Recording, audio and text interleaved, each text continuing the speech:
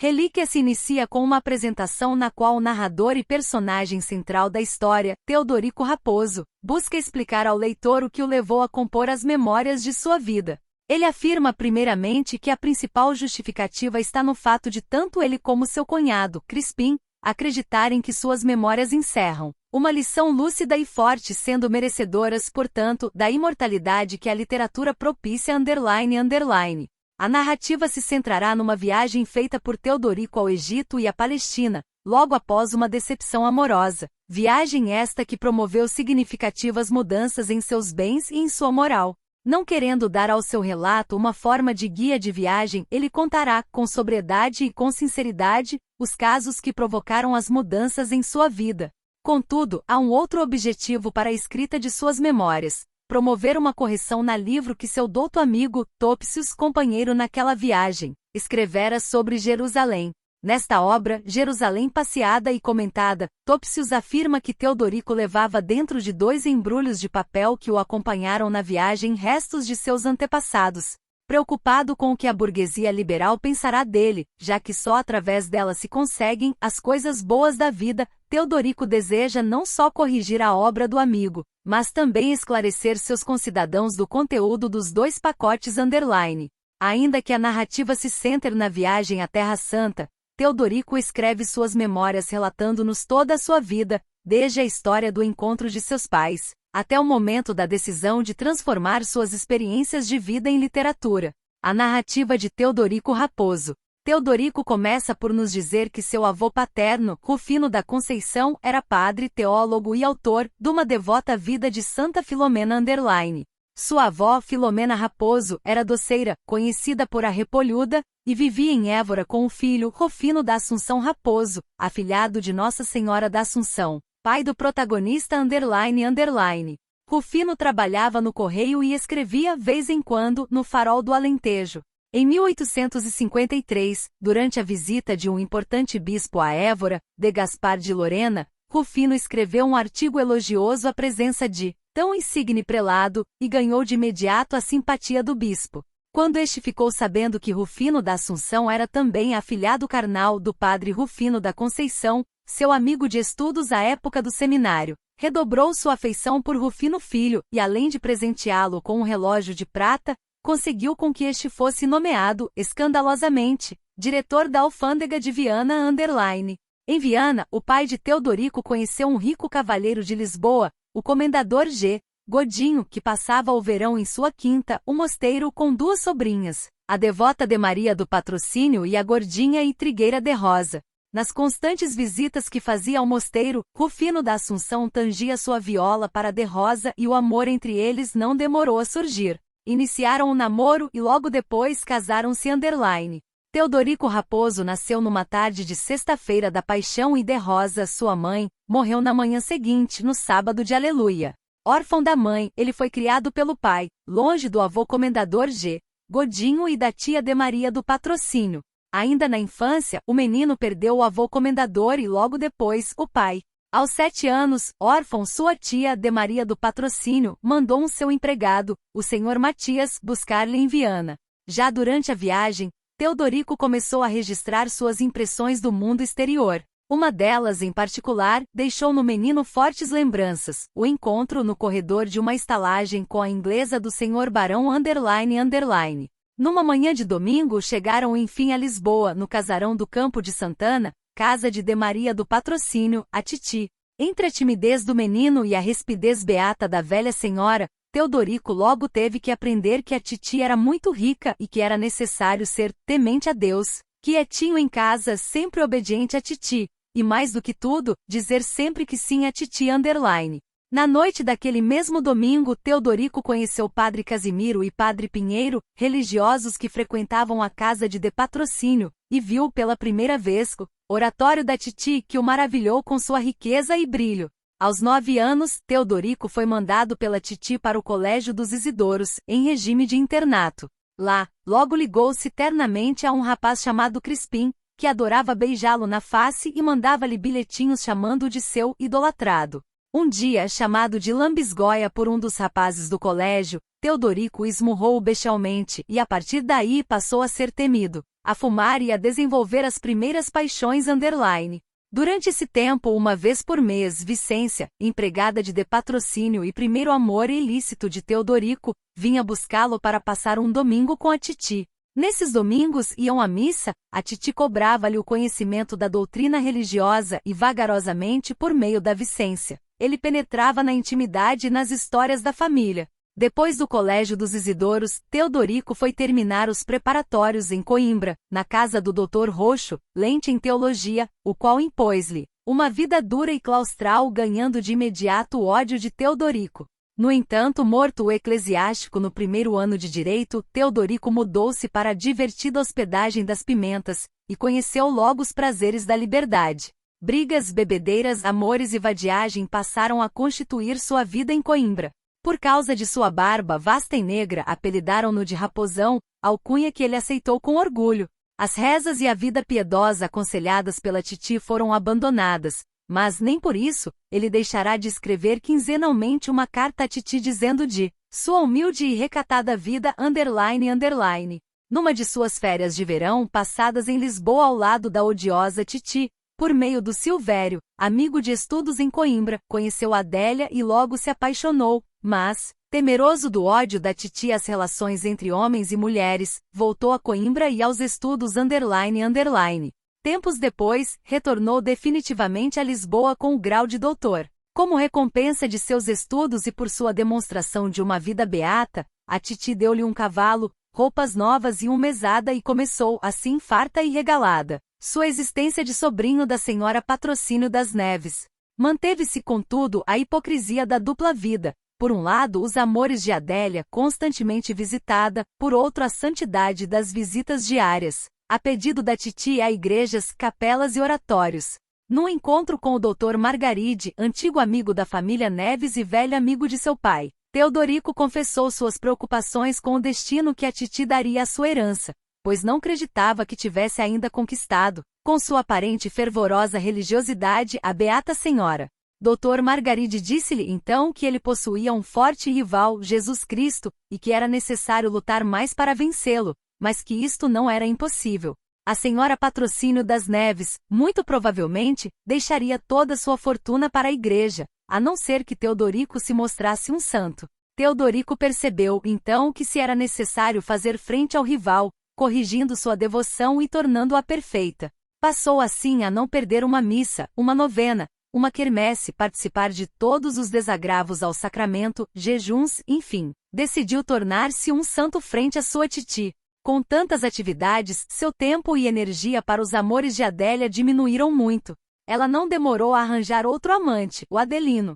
Por essa época, desiludido com a traição de sua amada, Teodorico decidiu por aceitar ir em peregrinação, em nome da titi, à Terra Santa, não sem antes estabelecer um roteiro que incluísse regiões amáveis femininas, e cheias de festa, e sem considerar a viagem como um grande passo no seu propósito de santificação.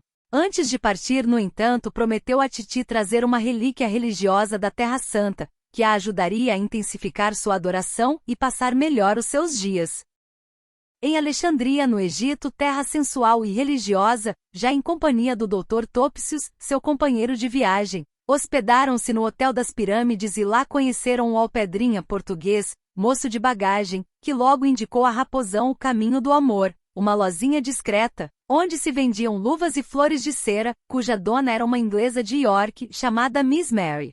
Logo passaram a viver dias de paixão sensual, e Raposão passou a ser seu portuguesinho valente, e Miss Mary sua Maricoquinhas. O Cairo, o Nilo, as esfinges e principalmente as igrejas, foram preteridas por Raposão para ficar ao lado de sua Maricoquinhas. Enquanto Topsius fazia suas pesquisas históricas nesses lugares, Raposão passava seus dias amando nos braços de Miss Mary. Chegado o dia de partir para Jerusalém, Miss Mary deu a Raposão uma sua camisa, com a qual havia dormido a última noite. Com suas habilidosas mãos, Miss Mary embrulhou-a num papel pardo e cerrou-o com uma fita vermelha. Assim, sofrendo por ter de deixar tão deliciosos braços, Raposão partiu para a Terra Santa _. Passada Jafa e chegando a Jerusalém, as impressões da cidade foram as piores possíveis. Raposão achou tudo um horror. A cidade pareceu-lhe sem atrativos para seus interesses sensuais, uma maçada. Todavia no hotel avistou Ruby, filha de um comerciante escocês. Teodorico logo imaginou nela uma possibilidade de diversão. Ao visitar o Santo Sepulcro, intencionando encontrar lá a escocesa, deparou-se apenas com a histeria das rezas e o comércio intenso de artigos religiosos. Só conseguindo sair de dentro do santo lugar como entrará em pecado e praguejando. Nesta mesma noite, ousando observar o banho de Ruby pelo buraco da fechadura de seu quarto, foi flagrado pelo pai da moça e levou uma surra do comerciante escocês. No outro dia, com o corpo dolorido, negou-se a sair do quarto, mas à noite foi à casa de Fatimé, lugar onde o alegre Pote, seu guia pela Terra Santa, prometeu-lhe diversão. Lá só encontrou aborrecimento, o que o fez desejar abandonar Jerusalém. Seguiram depois Raposão e Topsius em direção ao Jordão. No rio sagrado, ele fez, obedientemente, as rezas mandadas pela Titi, mas também banhou-se e tomou cervejas em sua margem. Enquanto Topsius foi em visita a Jericó, Raposão saiu a passear pelos arredores do acampamento e encontrou uma árvore de onde tirou o galho que, transformado depois por Pote em uma coroa e embrulhada em pacote semelhante ao da blusa de Miss Mary, tornou-se a tão esperada relíquia para Titi. A veracidade de ter sido aquela árvore de onde saiu o galho que formou a coroa de espinho de Jesus foi falsamente assegurada por Topsius _.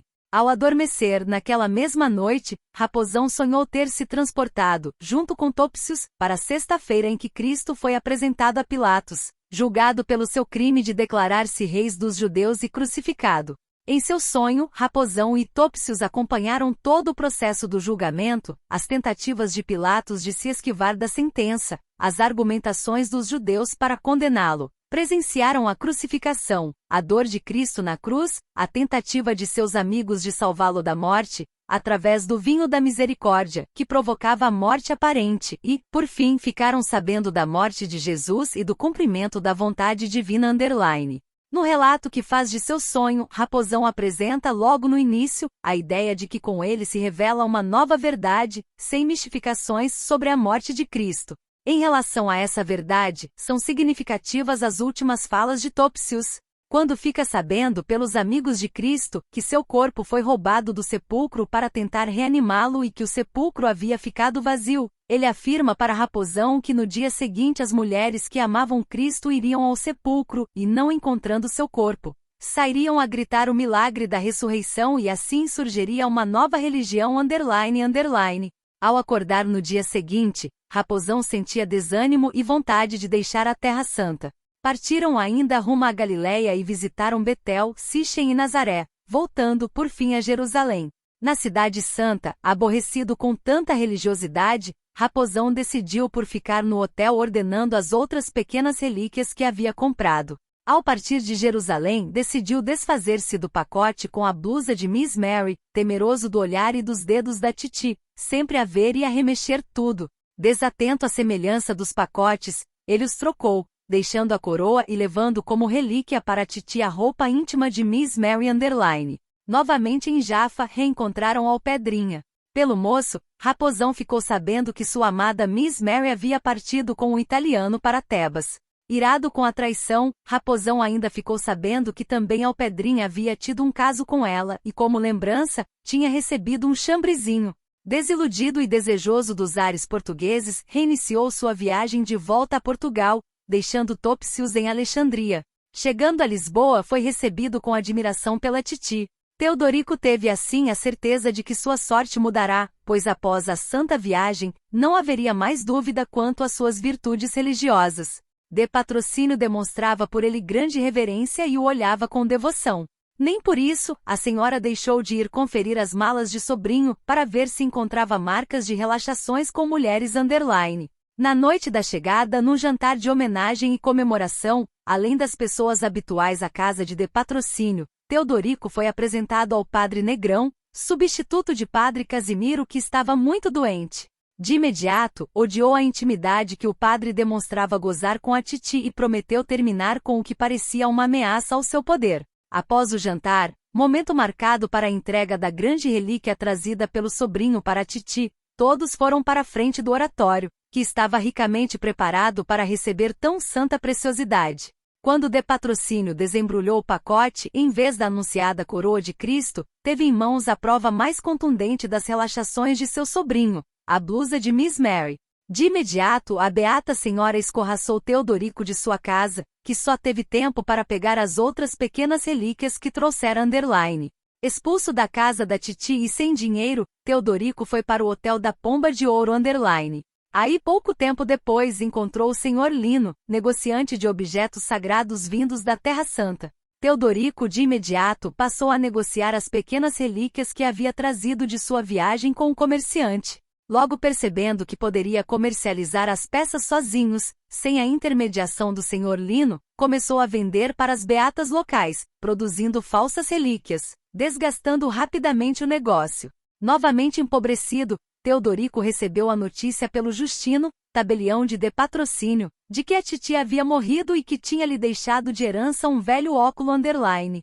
Mortificado com a notícia, Raposão voltou ao seu quarto, naquele momento na casa de hóspedes do Pita, e frente ao oratório começou a acusar Cristo de ter trocado os pacotes e ter permitido que chegasse às mãos da titi a blusa de Miss Mary, de tê-lo jogado na miséria Underline. No auge de suas imprecações contra o Altíssimo, sentiu uma luz forte vir do crucifixo e uma voz iniciou por apontar a hipocrisia de toda a sua vida, a lembrar-lhe de todas as mentiras, de todas as falsas ações religiosas, de toda a luxúria que imperou até aquele momento em sua vida. Essa voz revelou-se como a voz de sua própria consciência e concluiu por apontar a inutilidade da hipocrisia Underline. Depois desse episódio, Teodorico reencontrou Crispim, seu amigo do colégio dos Isidoros. Notando que Raposão estava muitíssimo feio, Crispim, naquele momento o único dono da Crispim e Cea, ofereceu-lhe uma vaga na firma e passou a ajudá-lo. Em pouco tempo, Raposão prosperou na firma e Crispim decidiu promover o casamento entre ele e sua irmã. Um dia, Crispim o convidou para ir a uma missa e perguntou qual a igreja de sua preferência. Raposão ia mentir, mas lembrou-se de sua consciência e respondeu afirmando sua falta de religiosidade. Da mesma forma aconteceu quando Crispim veio perguntar-lhe sobre seu interesse em de Jesuína, sua irmã. Raposão disse que não a amava, mas a achava um belo mulherão que lhe agrava muito dote, e havia de ser um bom marido. Casaram Raposão e Jesuína, tiveram filhos e ele tornou-se um homem honrado, comendador e rico. Mais tarde, soube que o padre Negrão era amante de Adélia. Enfurecido com a notícia e com a constatação de que o hipócrita padre havia ficado com sua herança e com sua amante, Raposão, reavaliando a sua vida, arrependeu-se de sua falta de firmeza naquela hora em que a titi desembrulhou o pacote e encontrou a camisa de Miss Mary, não ter afirmado hipocritamente que aquela era a camisa de Maria de Madalena, e que o bilhete era prova de que a santa havia ofertado a camisa a ele pelo muito que ambos gozaram com suas orações. Assim teria assegurado a herança e o prestígio. Como se vê, volta-se ao reino da hipocrisia.